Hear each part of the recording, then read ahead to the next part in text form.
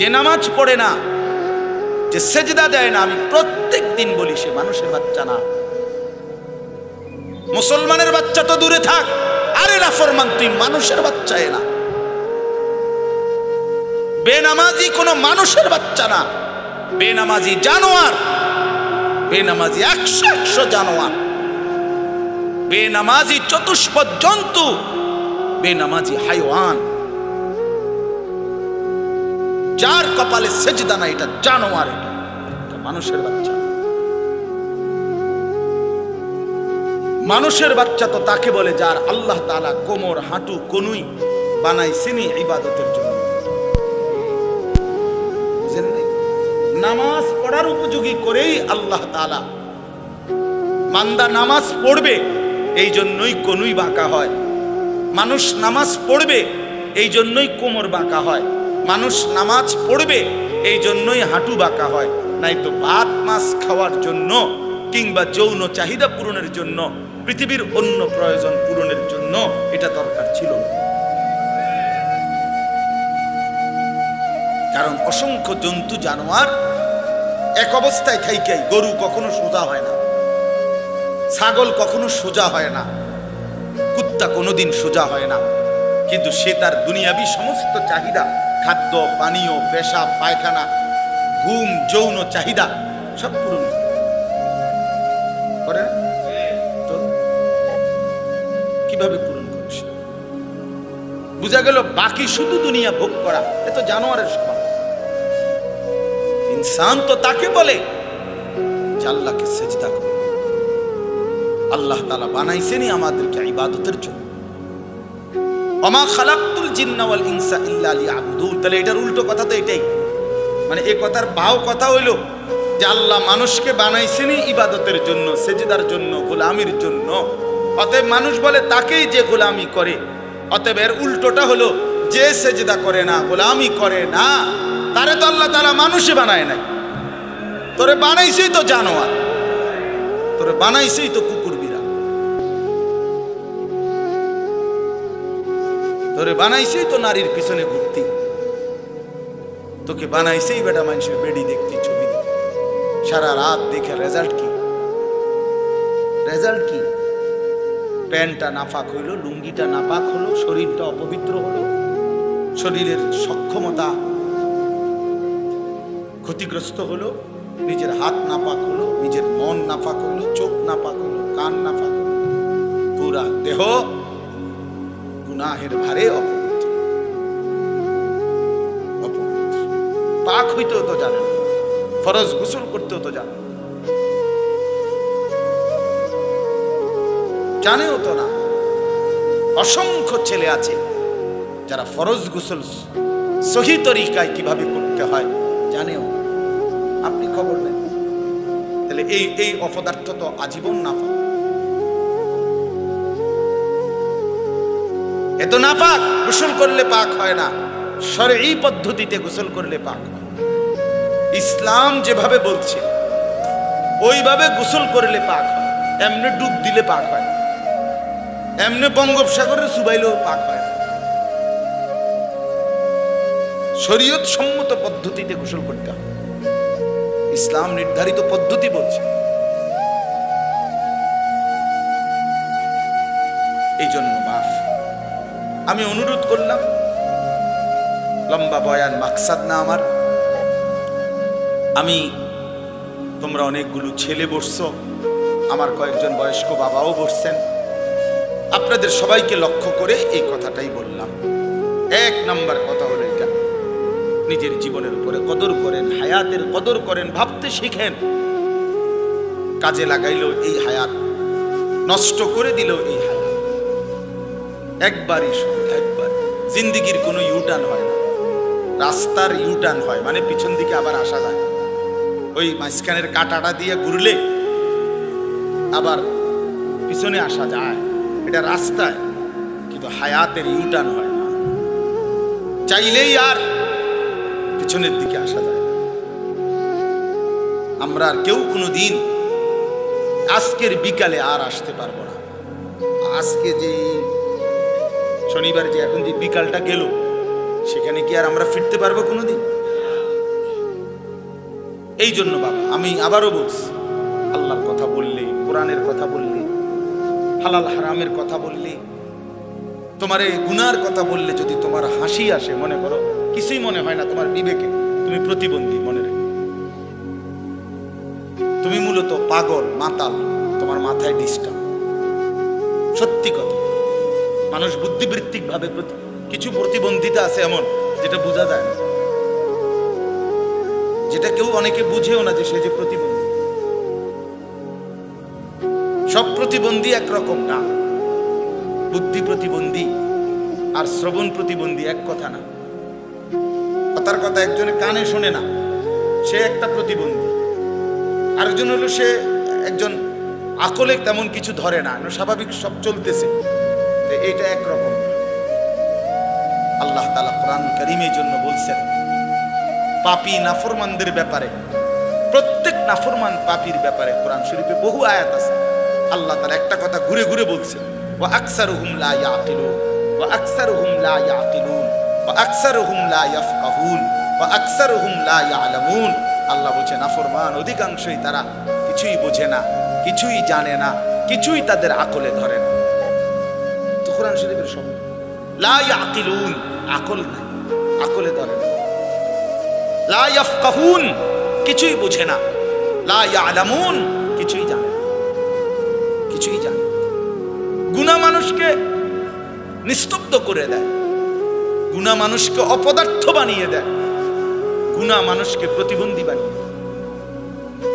একটা পর্যায়ে নাফরমান বেঈমান আল্লাহ তাআলা কোরআনে বলছে আল্লাহর অবাধ্যতা, কুফর, শিরিক, গুনাহ একদিন মানুষটাকে কেমন বানায় যে এমন হয়ে যায় যে তার দিল থাকে কিছুই বুঝে না, কান থাকে কিছুই শুনে না, চোখ থাকে কিছুই দেখে না।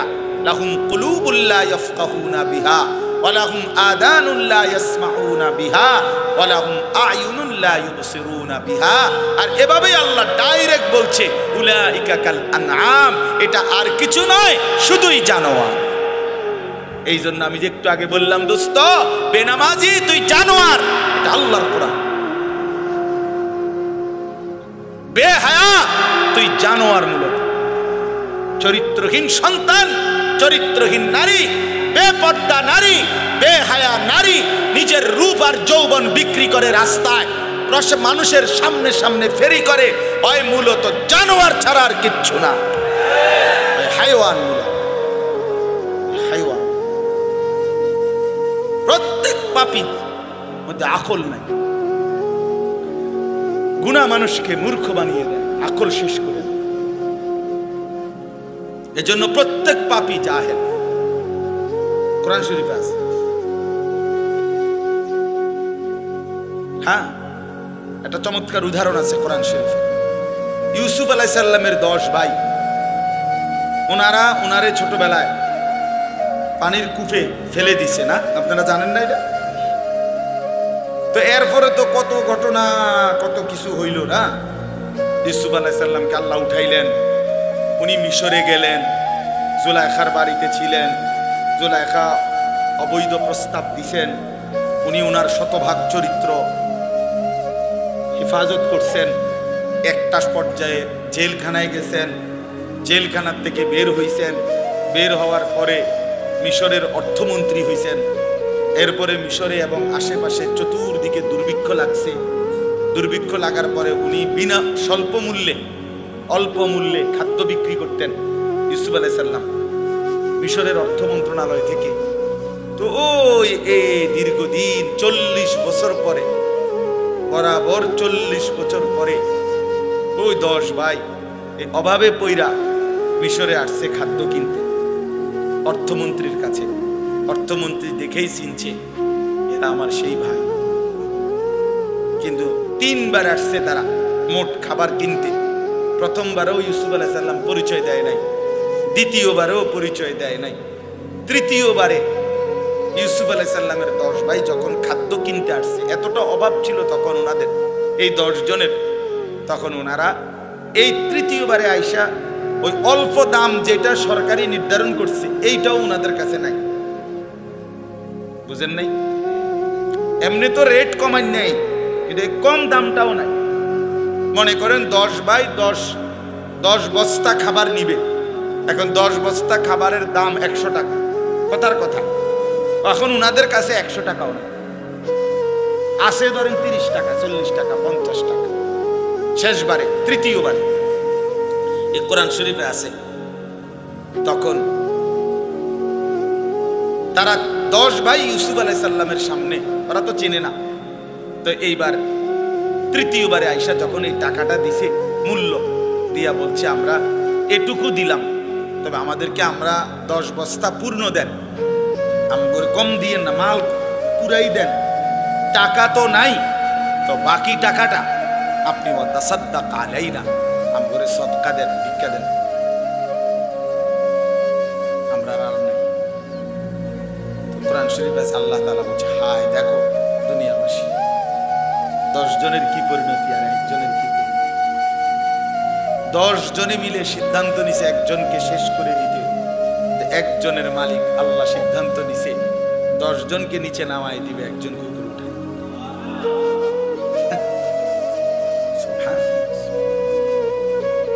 কোরআন শরীফে আছে 10 ভাই মিলে বলছিল, ওই সূরাতে আছে শুরুতে, ওয়ানাহনু উসবা, আমরা 10 জনই তো একটা শক্তি, 10 জন এক থাকলে অসুবিধা কি, বিল্ডিং ঠেললে বাইতে কেমন,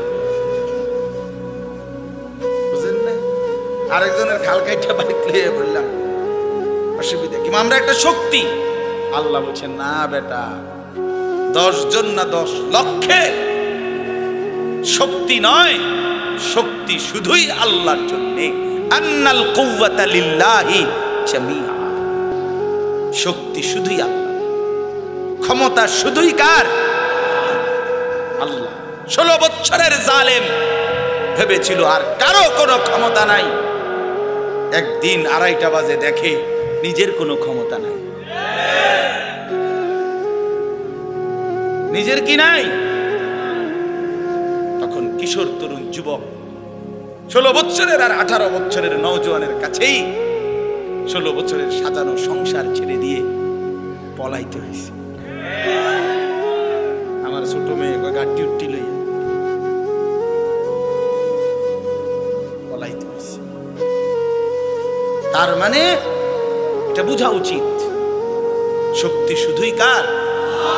আল্লাহর। ভাইয়া আল্লাহ, শক্তি শুধুই আল্লাহ।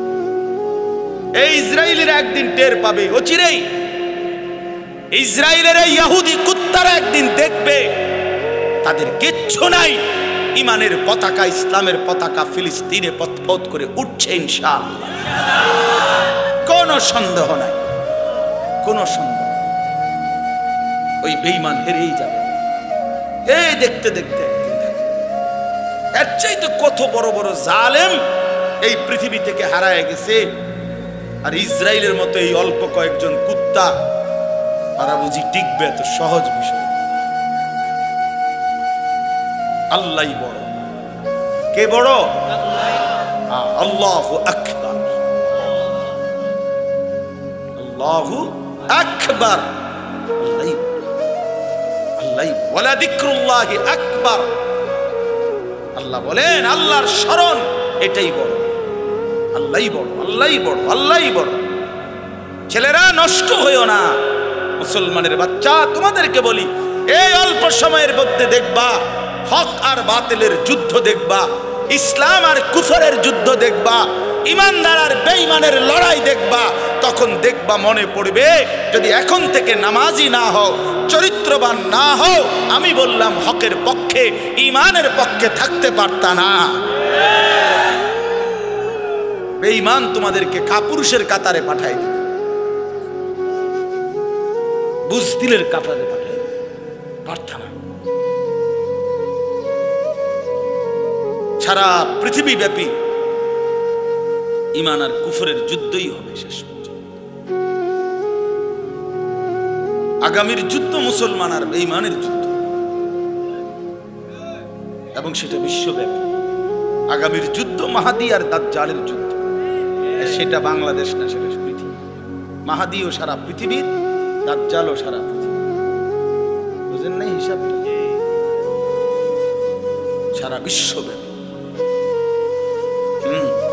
তো এই জন্য ইউসুফ আলাইহিস সালাম তখন ভাইদের এই অসহায় করুণ অবস্থা দেখে তখন তিনি এই আজকে আর মনটারে মানাইতে পারছে না যে হায় আমার ভাইরা, আজ তোমরা কত ছোট হয়ে গেল, আজকে ভিক্ষা চাইতেছ, সাদকা দেন। তখন তিনি বললেন, হাল আলিমতুম মা ফাআলতুম বিইউসুফা ওয়া আখিহি ইদ আনতুম জাহিলুন।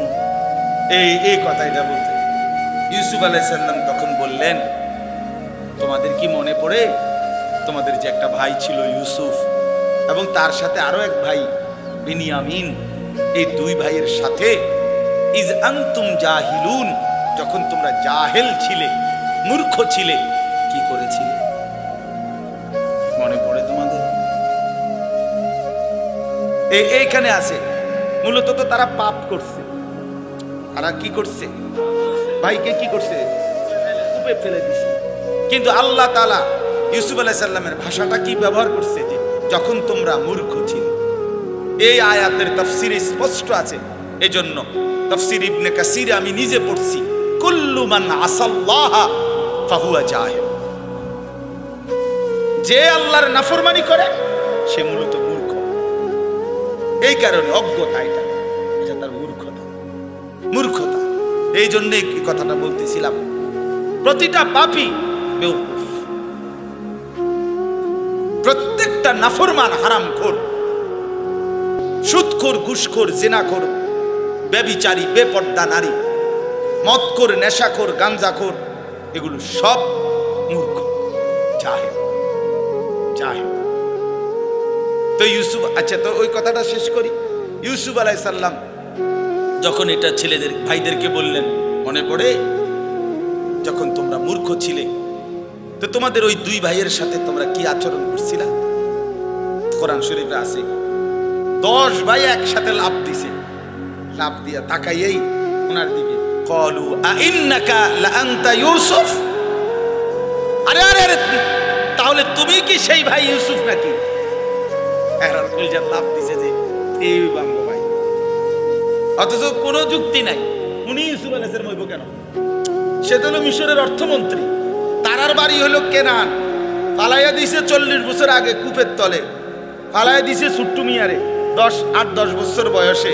তো কিসের লগে কি মিলাইল? কোথায় বাড়ি? কেনান। হ্যাঁ, এখানে হইল মিশর, আবার তারে ফালাই দিছে 10 বছর বয়সে। ইনার এখন বয়স হলো 40-45 বছর বয়স। তবুও তাদের দিল বলছে, ক্বালু আইন্নাকা লাআনতা ইউসুফ, তাহলে কি তুমি আমাদের ভাই ইউসুফ? ক্বালা আনা ইউসুফ। এই যে কোরআন শরীফের আয়াত, ক্বালা আনা ইউসুফ ওয়া হাদা আখি।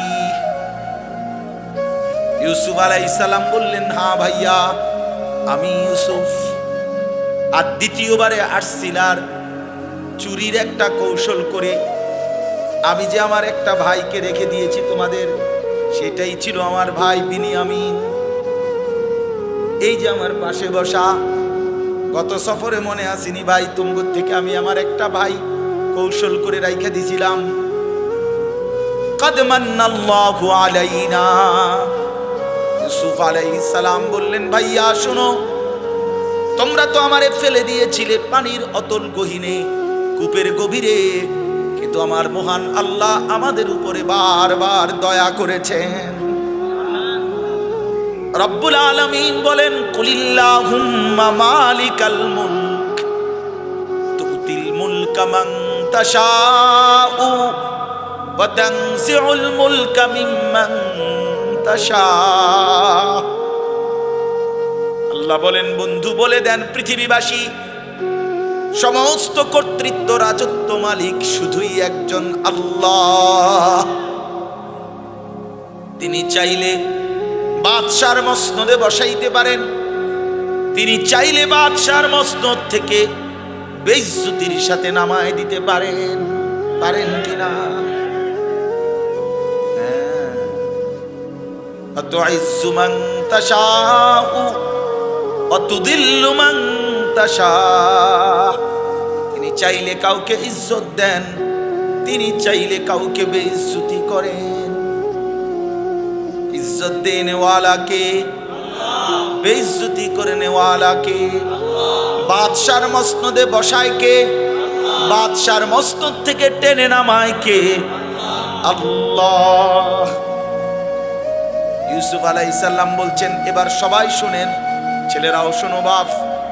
ইউসুফ তার 10 ভাইকে বললেন, বন্ধু ভাই আমার শুনে নাও, কিয়ামত দিবসের জন্য একটাই মূলনীতি, ইন্নাহু মাইয়াত্তাকি ওয়া ইয়াসবির ফাইন্নাল্লাহা লা ইউযিউ আজরাল মুহসিনিন।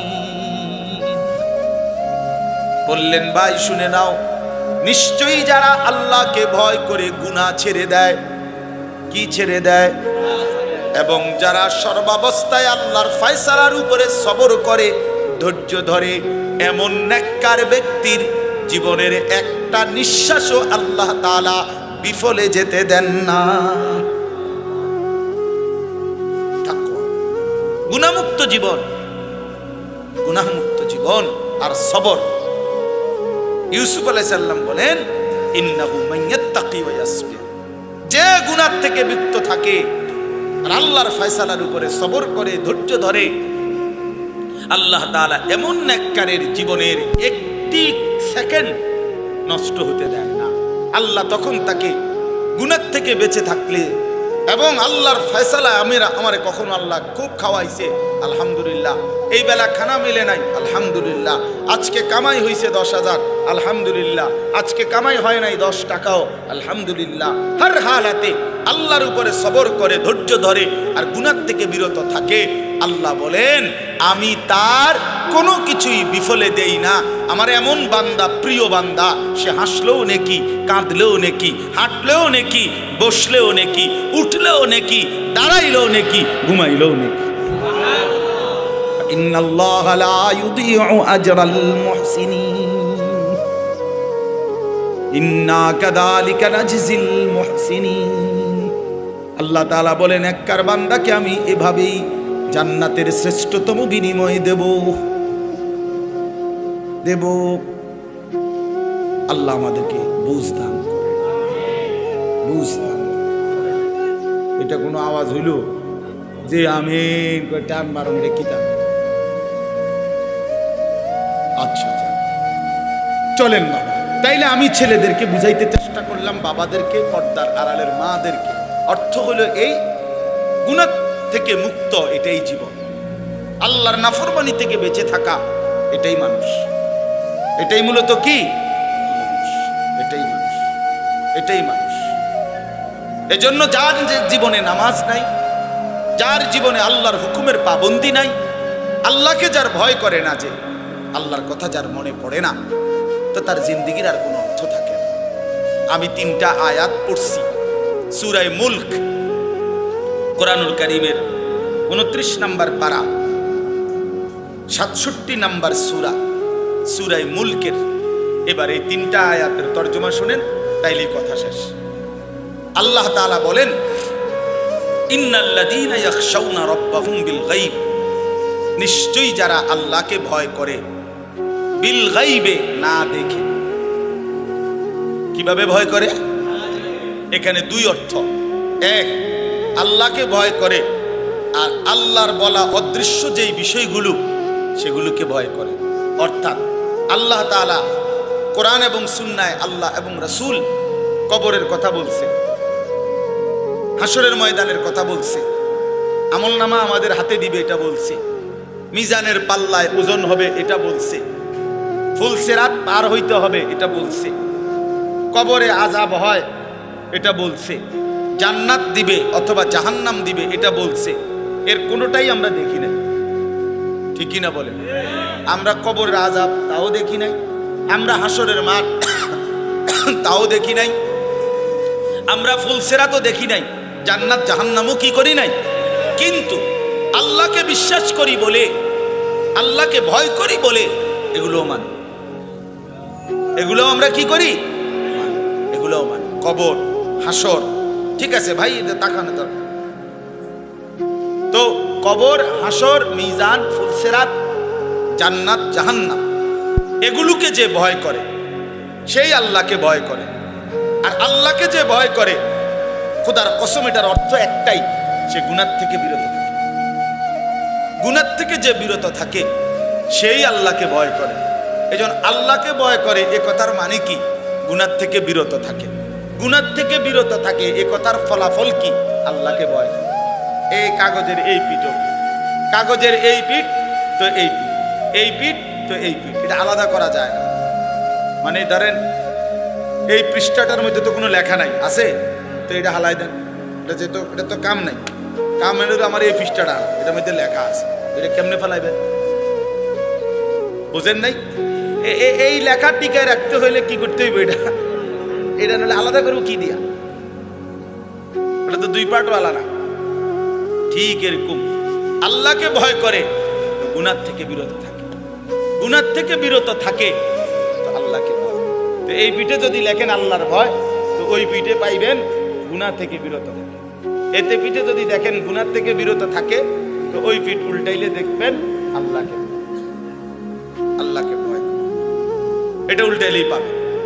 তো ইন্নাল্লাযীনা ইয়াখশাউনা রাব্বাহুম বিল গায়ব, নিশ্চয়ই যারা না দেখে আল্লাহকে ভয় করে, মানে আল্লাহর কথাগুলোকে ভয় করে, আখিরাতকে ভয় করে, পরকালকে ভয় করে, কবরকে ভয় করে, জাহান্নামকে ভয় করে, হাসরের মাঠকে ভয় করে, আল্লাহ বলেন আমি তাদেরকে দুইটা পুরস্কার দেব। সুবহানাল্লাহ। কয়টা পুরস্কার? লাহুম মাগফিরাহ। এক নাম্বার আল্লাহ বলেন এমন বান্দার জীবনের সমস্ত গুনাহ আমি আল্লাহ মাফ করে দেব। দ্বিতীয় পুরস্কার ওয়া আজরুন কাবীর, আমি আল্লাহ এমন নেককার বান্দা আমাকে ভয় করে গুনাহ থেকে বেঁচে থাকে যে আমি আল্লাহ তাকে সর্বশ্রেষ্ঠ পুরস্কার জান্নাত দিয়ে দেব। এটা আল্লাহ তাআলার কথা, আল্লাহ তাআলার ওয়াদা। এটা আল্লাহ তাআলার ওয়াদা। উইদ্দাত লিল মুত্তাকিন, আল্লাহ তাআলা বলেন জান্নাত বানানোই হয়েছে মুত্তাকিদের জন্য, আমাকে ভয় করে এমন বান্দাদের জন্য, এমন বান্দাদের জন্য। প্রিয় ভাই আমার, বন্ধু আমার, গুনাহমুক্ত জীবন গঠন করতেই হবে দোস্ত আমার, নাহলে কষ্ট পাইবা ভাইয়া, বাবা কষ্ট পাইবেন, মা বোনদেরকেও বলি কষ্ট পাবেন, আমিও কষ্ট পাবেন, আপনিও পাবেন। কবরের আযাব, হাসরের ময়দানে জাহান্নামের আযাব, হাসরের ময়দানের আযাব সে তো বহুত পরের কথা। রাসূলুল্লাহ সাল্লাল্লাহু আলাইহি সাল্লামের হাদিসের মধ্যে আছে, আল্লাহর নবী বলেন মা রাআইতু মানজারান কাত্তু ইল্লা ওয়াল কবরু আফজাউ মিনহু। আল্লাহ রাসূল বলছে উম্মত, কবরের চাইতে ভয়ানক আযাব, কবরের আযাবের চাইতে ভয়ানক কোন দৃশ্য আমি মুহাম্মদ জীবনে দুই চোখে আর কিছু দেখি। মা রাআইতু মানজারান কাত্তু, এতটা ভয়ানক আযাব, এমন ভয়ঙ্কর দৃশ্য আমি রাসূল আর কিছুই দেখি না। আল্লাহর নবী সাল্লাল্লাহু আলাইহি সাল্লাম বলেন কবরে নাফরমান যখন প্রশ্নের উত্তর দিতে পারবে না, তখন একজন ফেরেশতা এসে ইউদরাবু লাহু মিমিতরাকাতিম মিন হাদিদ, লোহার একটা গুজ্জ, লোহার একটা হাতুড়ি দিয়া তারে এত জোরে একটা আঘাত করবে, দরবাতান বাইনা উযুনাইহি, দুই কান বরাবর মাঝখানে আঘাত করবে। আল্লাহর রাসূল বলেন ফায়াসিহু সাইহাতান, নাফরমান এত জোরে একটা চিৎকার মারবে, ইয়াসমাউহা মান ইয়ালিহি ইল্লা সাকালাইন, মানুষ এবং জিন ব্যতীত আল্লাহর সমস্ত সৃষ্টি বেঈমানের চিৎকার শুনতে পাবে। প্রিয় বন্ধু, এ তো কবরের আযাব, সামনে তো আছেই, সামনে তো আছেই। আল্লাহর নবী সাল্লাল্লাহু আলাইহি সাল্লাম বলেন নাফরমান যখন কবরে প্রশ্নের জবাব দিতে পারবে না, তখন কবর তাকে একটা চাপ দিবে, সংকীর্ণ হয়ে যাবে কবর। এই চাপ দিলে ডান পাশের মাটি বাম দিকে চলে আসবে, বাম দিকের মাটি ডান দিকে চলে আসবে। আল্লাহর কসম বন্ধু, আমি 1 মিনিট দেখাই। আল্লাহ রাসূল সাল্লাল্লাহু আলাইহি সাল্লাম বলছে এতে করে তার ডান পাশের হাড্ডি পাঁজর ভাঙ্গা বাম পাশের পাঁজরের হাড্ডিতে ঢুকে যাবে, বাম পাশের গুলো ডান পাশে ঢুকে যাবে। কেমন? তো নবীজি উদাহরণ দিছে হাত্তা তাখতালিফা আদলাউহু, এই যে আঙ্গুল, এই যে এটা যেরকম একটা আরেকটার মধ্যে এরকম ঢুকে গেছে, আল্লাহর কসম নবী বলছে হাড্ডি পাঁজরের এ পাশের গুলো এই পাশে এভাবে ঢুকে যাবে। তামসা করো না, তামসা করো না। মানুষের বেডি সাউন আর মোবাইল আর একটা মোটরসাইকেল চালান আর চুলের এমনি একটু পরপর ফিরাউন, এটা ছাগলামি ছাড়া আর কিচ্ছু। এটা কোনো জীবন না ভাইয়া। বাক্য দুটি খাওয়ার হইতে লাউন, এটা কোনো জীবন না। জীবন অনেক সুন্দর, হায়াত অনেক দামি, হায়াত অনেক দামি। হ্যাঁ, নিজের কল্যাণ, মানুষের কল্যাণ, নিজের আখেরাত, মানুষের দুনিয়া সুন্দর করা, এই সবটার মধ্যে অনেক তৃপ্তি আছে। গুনার মধ্যে তেমন কোনো তৃপ্তি না, অপরাধবোধ কাজ করে। যে যত বড় গুনাই করুক তার ভিতরে কিছুটা হলেও লজ্জিত অনুভূতি থাকে, যে কেউ যদি জানে, কেউ যদি দেখে, কেউ যদি বুঝে। এই তাহলে তো গুনাহ মানুষকে স্বস্তি দেয়, লোনা জলে তৃষ্ণা মেটে। মানে যে পানি লবণাক্ত ওই প্রাণীতে কি হয় না, এ ঠিক বুজুর্গানে দিন বলে, লোনা জলে যেমন তৃষ্ণা মেটে না, গুনায় সেরকম তৃপ্তি আসে। তুমি 1 কোটি নারীও দেখলে তোমার তৃপ্তি হবে না। একজন পবিত্র স্বামী স্ত্রী, তারা হালাল স্বামী স্ত্রী যে পরিমাণ তৃপ্ত হয়, তুমি পৃথিবীর সব নারী উলঙ্গ করে দেখলেও সেই তৃপ্তি হবে না। আমি বুঝার জন্য খোলামেলা বললাম। তুমি অপেক্ষা করো যুবক, তুমি অপেক্ষা করো, নষ্ট হইও না। এই পৃথিবীতে স্বামী স্ত্রী, নারী পুরুষের এই পবিত্র বন্ধন দিয়েই পৃথিবী এই পর্যন্ত আসছে, আল্লাহর ইচ্ছা। স্বামী স্ত্রীর বন্ধনের মাধ্যমে মানুষের এই ধারাবাহিকতা। তো কাজেই এমন একটা নারী, এমন একটা স্ত্রী হালাল অপেক্ষা করলে অচিরেই মিলে যাবে, আল্লাহর পক্ষ থেকেই মিলে যাবে। যাকে আল্লাহ পুরুষ বানিয়েছেন তার জন্য আল্লাহ তাআলা বৈধ স্ত্রীও সৃষ্টি করেছেন, এটা কোরআন শরীফে আল্লাহ বলছেন। কাজে এটার জন্য নিজেই এই অল্প বয়সে কুত্তার মতো হয়ে যাওয়া, শুয়োরের মতো হয়ে যাওয়া, জানোয়ারের মতো হয়ে যাওয়া, এটা সুস্থ স্বাভাবিক কাজ নয়। কেন তুমি কুত্তার মতো পাগল হয়ে গেলা? পৃথিবীর সব নারী দিয়া তুমি করবা কি? কি করো? নর্তকী দিয়ে তুমি করবা কি? অশ্লীল নারী দিয়ে তুমি করবা কি? যার নিজের কোনো চরিত্র নাই, যে বেপর্দা, বেহায়া, যেই গায়িকা, যেই নায়িকা, যেই নর্তকী, যেই বেশরম নারী, নিজের কোনো ইজ্জত নাই, যার কাছে নিজের কোনো পর্দা নাই, নিজের কদর নাই, সে তোমার সুখ দিবে কি? আল্লাহ আমাদেরকে বুঝার তৌফিক দান। আল্লাহ তাআলা বলেন, ওয়া আসিররু কাওলাকুম আবিজাহরু বিহি ইন্নাহু আলিমুম বিযাতিস সুদূর। আমাদেরকে সতর্ক করছে আল্লাহ, বলছে বান্দা, আমার থেকে বাঁচাবার জন্য, গুনাহকে আড়াল করবার জন্য তুমি যত কৌশলী অবলম্বন করো না কেন, আমি সব জানি। তুমি যদি জোরে কথা বলো, আমি এটা যেমন শুনতে পাই, একদম আস্তে বললে, ইয়ারফোন লাগাইয়া কইলো আমি শুনতে। ইন্নাহু আলিমুম বিযাতিস সুদূর, তোমার অন্তরের ভিতরে যেই জল্পনা কল্পনা আমি তাও জানি। তাহলে আমি আল্লাহর থেকে আড়াল করবা কেন? ওয়া আসিররু কাওলাকুম, তোমাদের কথাগুলো যদি আস্তেও হয়, আবিজাহরু বিহি, তোমাদের কথাগুলো যদি উঁচু আওয়াজেও হয়, ইন্নাহু আলিমুন, নিশ্চয় আল্লাহই সব জানেন, বিযাতিস সুদূর, অন্তরের জল্পনা কল্পনা সহ। তাহলে আল্লাহ থেকে আড়াল করার সুযোগ কি? সর্বশেষ আল্লাহ বলেন, আলা ইয়ালামু মান খালাক ওয়া হুয়াল লাতীফুল খাবীর। আল্লাহ তাআলা বলে, বান্দা আমার একটা যুক্তি শোনো তো। আল্লাহ একটা যুক্তি দিছে আমাদেরকে, আলা ইয়ালামু মান খালাক। আচ্ছা বলো তো বান্দা, যিনি সৃষ্টি করেছেন তিনি জানবে না কি বানাইছেন, কি করতেছে? মানে এটা যেই কোম্পানি বানাইছে, এটা কোনান দিয়ে কথা কয়, কোনান দিয়ে আওয়াজ বাইর হয়, এটা কোম্পানি জানে না, জানে আলগা মানুষে। কথা বলেন না কেন? কোম্পানি বানানোওয়ালা কোম্পানি তো অধিক জানে এটার ব্যবহার বিধি। তা আল্লাহ তাআলা বলেন, আমি বানাইলাম, আমি জানতাম না তুমি এটা কি করো।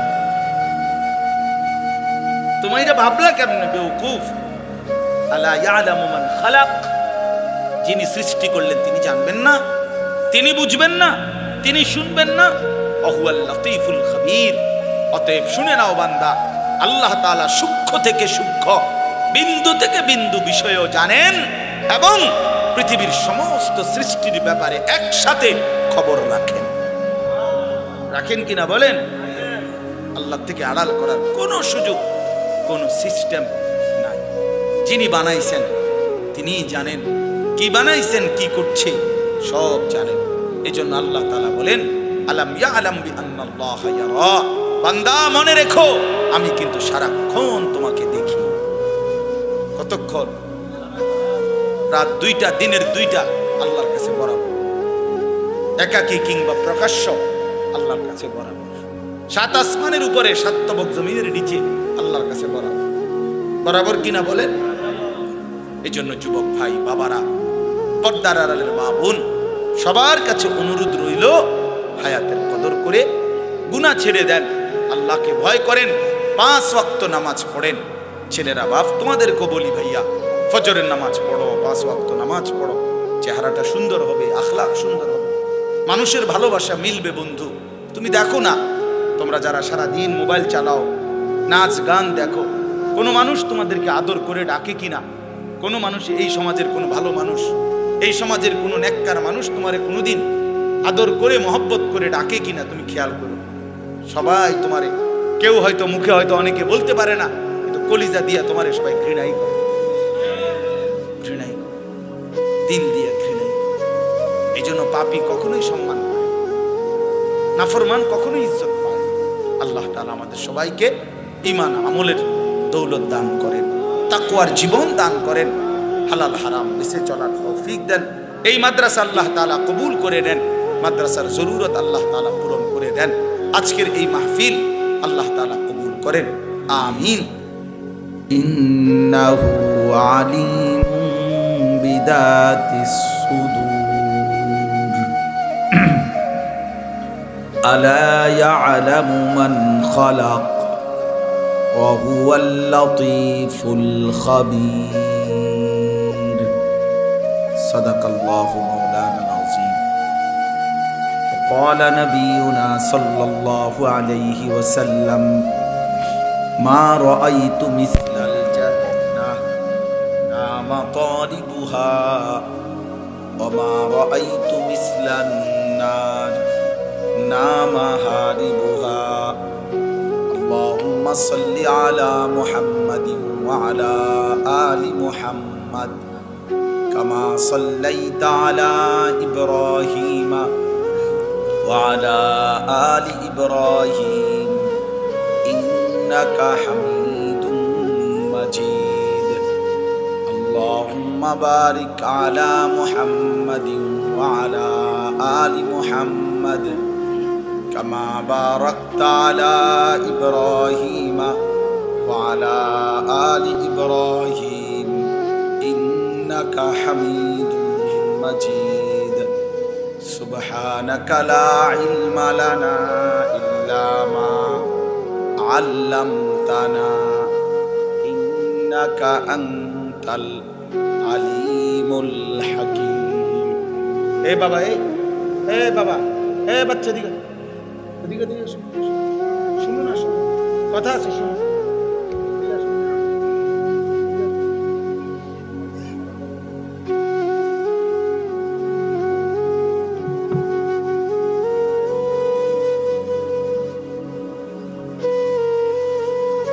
যে তোমার এটা দিছে তারে আমার থেকে মোবাইলটা নিতে বলো।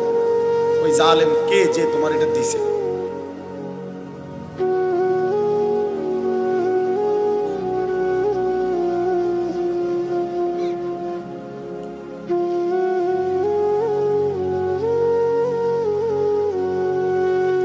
আলহামদুলিল্লাহ, আল্লাহ পাক রব্বুল ইজ্জত জুল জালাল ওয়াল ইকরামের ফজল কারাম, রব্বুল আলামিনের অপরিসীম ইহসান, মেহেরবানি, দয়া। আল্লাহ তাআলা আমাদেরকে আজ 23 নভেম্বর 2024 রোজ শনিবার কুমিল্লা জেলা দাউদকান্দি উপজেলাধীন ইলেটগঞ্জ লক্ষ্মীপুর মারকাজুল কোরআন মাদ্রাসার বার্ষিক ওয়াজ ও দোয়ার মাহফিলে আল্লাহ তাআলাই আমাদেরকে আসবার, বসবার, আল্লাহর জন্যই জমা হওয়ার তৌফিক দান করেছেন। এই জন্য আমরা সকলেই বলি আলহামদুলিল্লাহ। একজন অভিভাবকের জিম্মাদারি সন্তান এবং বাচ্চার জীবন গঠনে তাদেরই আসলে দায়িত্ব। অভিভাবক বলতে বাবা মা, বড় ভাই, চাচা, জ্যাঠা, দাদা, এরাই অভিভাবক, তার মাথার উপরে ছায়া। এখন সেই আপন মানুষগুলোই যদি বাচ্চাটার চরিত্র, আখলাক, চলাফেরা নষ্ট করে দেয়, তো এর চাইতে বড় জুলুম আর কি হইতে পারে? আপনজন যদি নিজের সন্তান, নিজের ভাই নষ্ট করে দেয়, তার চাইতে বড় অপরাধ আর কি বলেন? এর চাইতে বড় জুলুম আর কি হইতে পারে? এতটা ছোট বাচ্চা, এই বাচ্চা তার হাতে এই বড় মোবাইলটা তুলে দেওয়ার এতটুকু আকল, দিমাগ, এতটুকু বিবেক যদি না থাকে, তো আমাদের সমাজ টিকবে কিভাবে?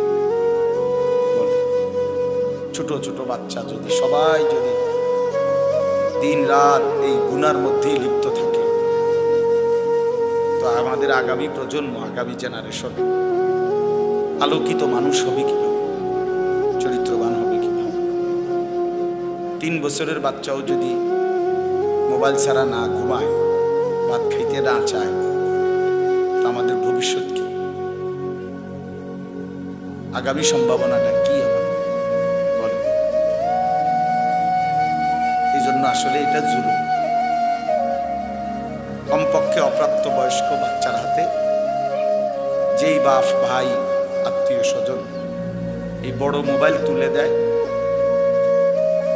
আপনি তার উপরে জুলুম করলেন, নিজে অনেক বড় ক্ষতি করলেন। রাসূলুল্লাহ সাল্লাল্লাহু আলাইহি ওয়াসাল্লাম বলছেন, কুল্লু মাউলুদিন ইউলাদু আলাল ফিতরা, প্রতিটি মানব সন্তান ইসলাম মানার, আল্লাহকে মানার পুরা যোগ্যতা নিয়ে এই পৃথিবীতে ভূমিষ্ঠ হয়।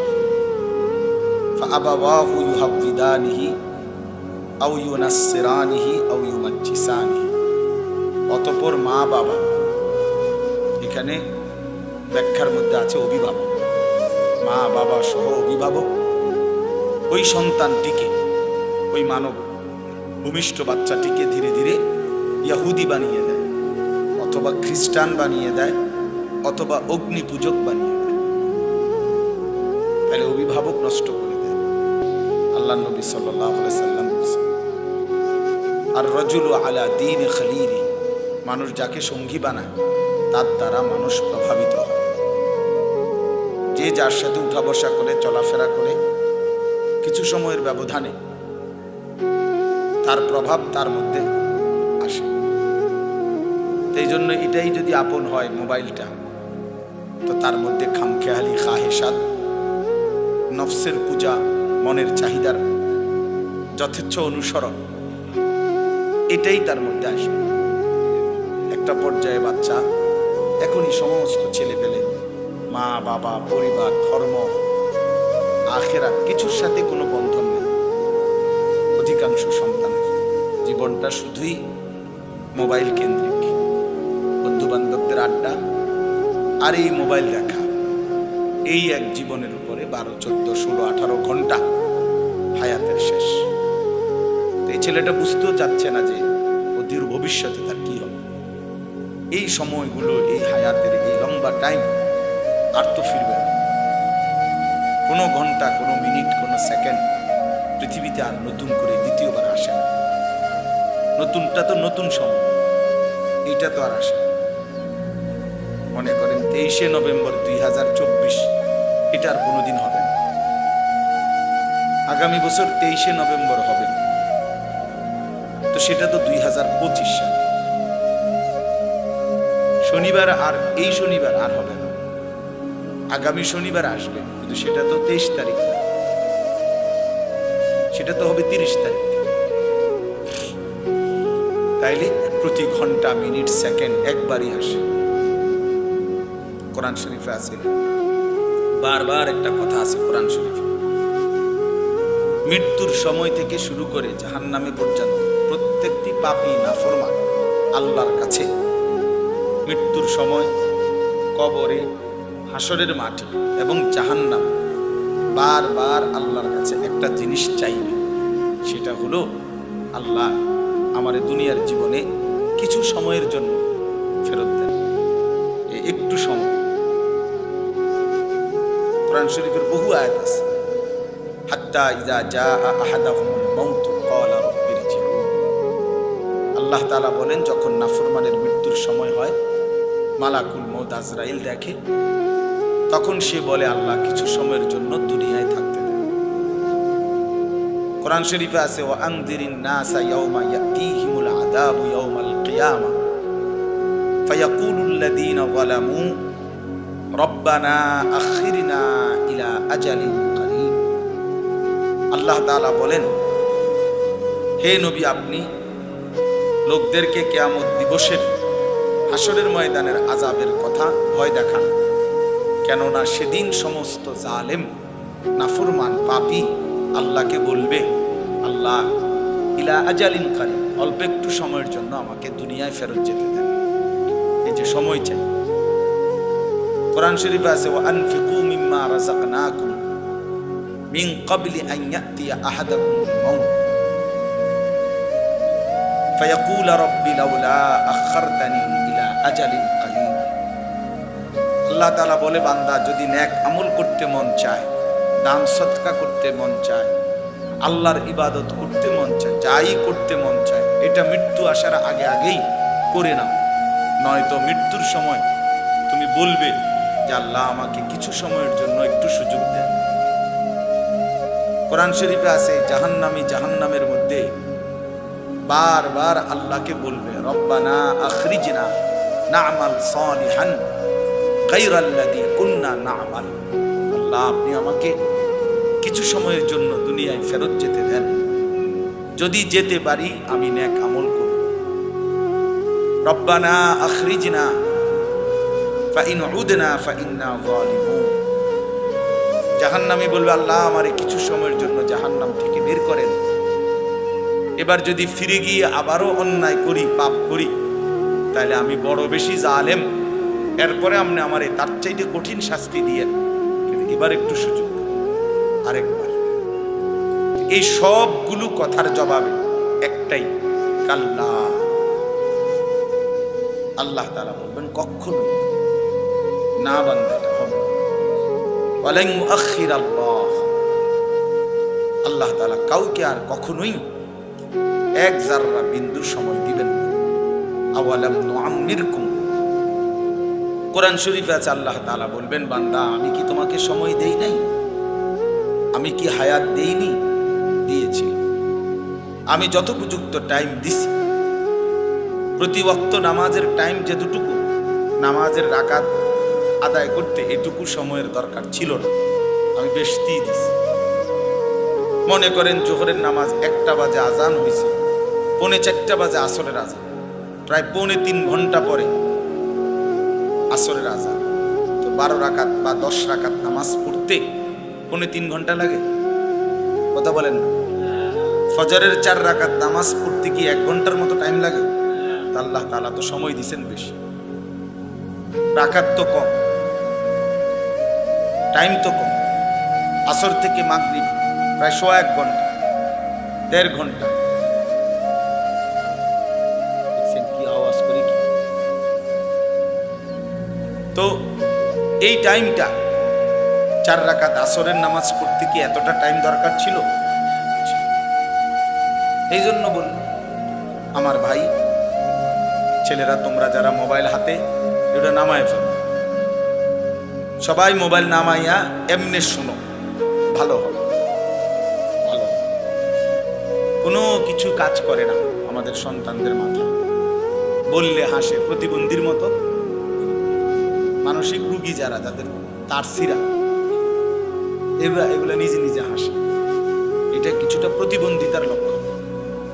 আমাদের অধিকাংশ সন্তান এখন চিন্তাগতভাবে, বুদ্ধিগতভাবে প্রতিবন্ধী। কিছু বললে গুনাহ ছেড়ে দেওয়ার কথা, পাপের, যে এতটা মিথ্যা কথা বলো কেন, কোনো নামাজ পড়ো না কেন, তোমার সারাদিন আড্ডা দাও, হে হাসে। তাহলে বোঝা গেল আসলে তার ব্রেনে কোনো স্বাভাবিক কাজ করে না। মানুষকে লজ্জা দিলে, মানুষকে কিছু বললে তার তো উচিত মাথা নোয়ায় ফেলা, বুঝতে শিখা। এই জন্য বাপ এটা গুরুত্বপূর্ণ বিষয় যে অনেকটাই সন্তান প্রতিবন্ধিতার শিকার।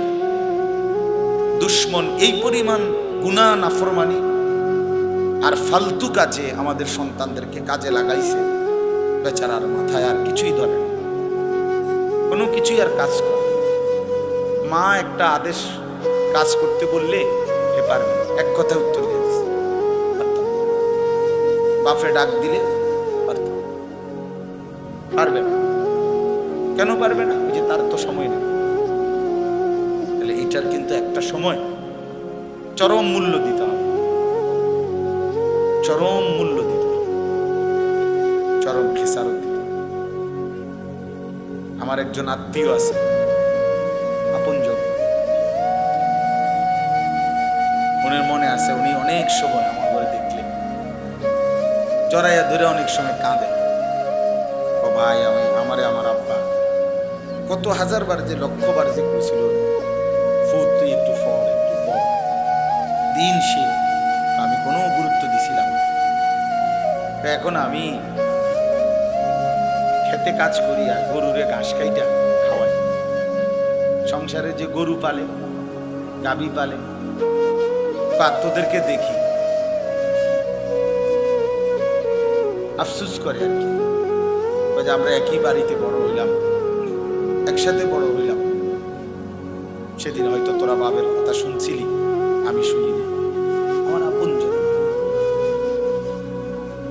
তো এই জন্য বললাম ভাই, আসলে অচিরেই দুনিয়াতেও আফসোস, কোনো মিথ্যা, কোনো গুনাহ, পাপ, অবহেলা, খামখেয়ালি, সময়ের এই নিদারুণ অপচয়, একেবারে এটা নিশ্চিত আল্লাহর কসম ওই ব্যক্তিকে, ওই ভাই এই মোবাইল নিয়ে যাও, কার ওই যে বাচ্চার থেকে নিলাম যে এই মোবাইলটা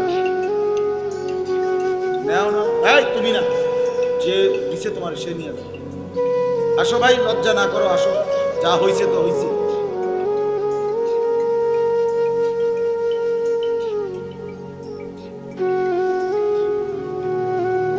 তো এই জন্য